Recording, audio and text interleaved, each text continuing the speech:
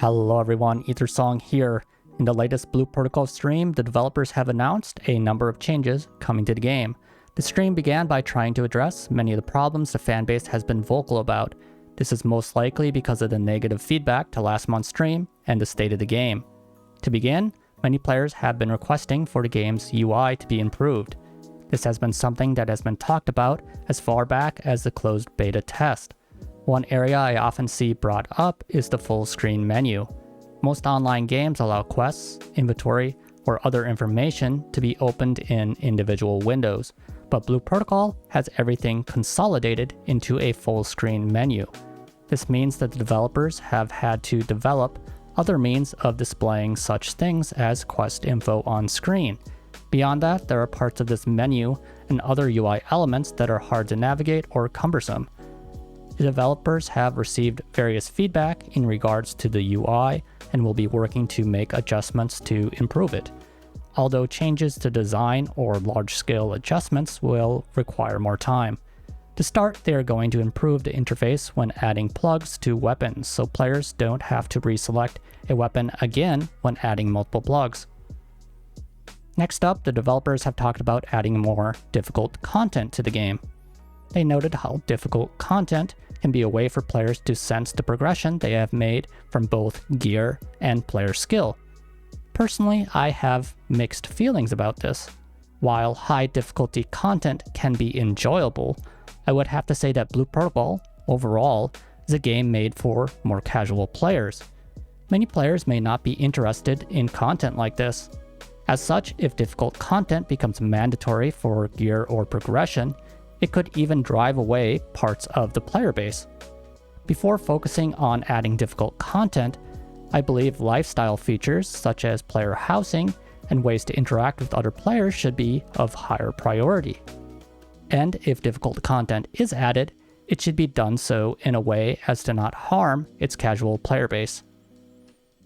The next point of feedback was a request for improvements to be made to the dev streams in regards to showing videos and giving explanations. This is most likely feedback as a result of last month's dev stream, where the developers failed to explain what the new class does and had 10 minutes of gameplay without any commentary.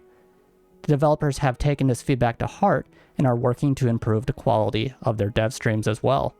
They plan to do this by adding more videos showing off new features. In addition, when they play the game live, they plan to split roles between the person playing and a person giving commentary. Continuing on, the next feature players have requested is to be able to equip more skills.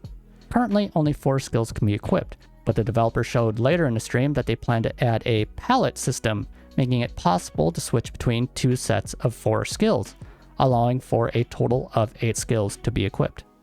On one hand, being able to equip 8 skills seems like a big improvement for the game. However, I am worried about their implementation of it. Is having to switch between 2 sets of skills necessary? Wouldn't it be easier if all skills could be accessed without swapping? I can't help but shake the feeling that many of the poor UI and system elements of the game are because of limitations from using a controller also being applied to players who use a keyboard and mouse. Hopefully, the developers also keep ease of use with a keyboard and mouse in mind when developing the game. The next point the developers addressed was being able to change classes outside of town. Currently, players can only change their classes in towns, but the developers are looking at some quality of life improvements to allow players to do this in field areas as well. Moving on, the next part of feedback was players requesting to be able to start missions with a small number of players. Currently, missions don't start until all 6 players are found, but there are times when matchmaking is slow. It seems like players want to be able to start progressing through the mission while waiting for the remaining players to be found. The developers said that they are looking at implementing a system like this. However, this honestly seems to be ignoring the root of the problem. That being that there are simply not enough people doing the matchmaking for certain missions. This will most likely become even a larger issue as more missions are added to the game. I don't think allowing players to start missions early during matchmaking is the correct fix for this problem. Blue Protocol should perhaps consider adding something like Final Fantasy XIV's Duty Roulette. This could help fill the gaps in the matchmaking. Next up was feedback in regards to the Gasha Pity system. Currently, after 110 rolls, you get a box that gives you a random S-rank Gasha item. This is being changed to give you a box that allows you to select a S-rank Gasha item. They're also looking at giving players more opportunities to get Gasha tickets for free.